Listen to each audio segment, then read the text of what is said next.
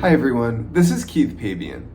So one of the main requirements of the H-2B visa program is that you have to treat the American workers and the H-2B visa workers in the job the same. So for example, if you have H-2B housekeepers, you need to treat them the same as you would your American housekeepers.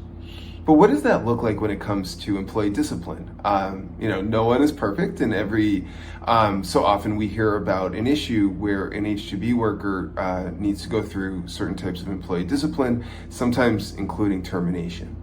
So one of the things that you should know is unless your organization has entered into an employment contract with a foreign worker, they are still employment at will, even with the visa approved, which means that you can move on from them if you choose. Now, I always say, I'm an immigration lawyer, make sure you always talk to your employment lawyer to make sure you're following all of those rules. But from an immigration standpoint, you are allowed to go through progressive discipline and terminate workers if it's not working out.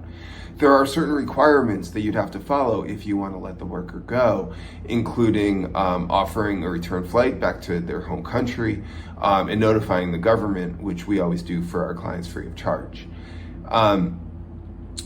One of the things to make sure that your department heads understand, though, is that if there are issues, to make sure that they involve the human resources department or the person who handles employment issues at your organization.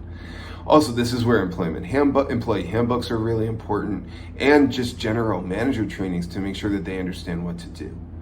So, in summary, it is okay to go through disciplinary actions with H-2B workers, and it's okay to let them go if you ever get to that point. The key is making sure your managers understand how to go through that process and that they know when to involve HR, and as an extension, when HR knows to involve us on the law firm side with Pabian Law. Hopefully, you have great experiences with your workers. The good news is most of our clients have wonderful experiences and don't need to go through that process. But it's also important to understand that you're not ever stuck with a worker if things aren't working out.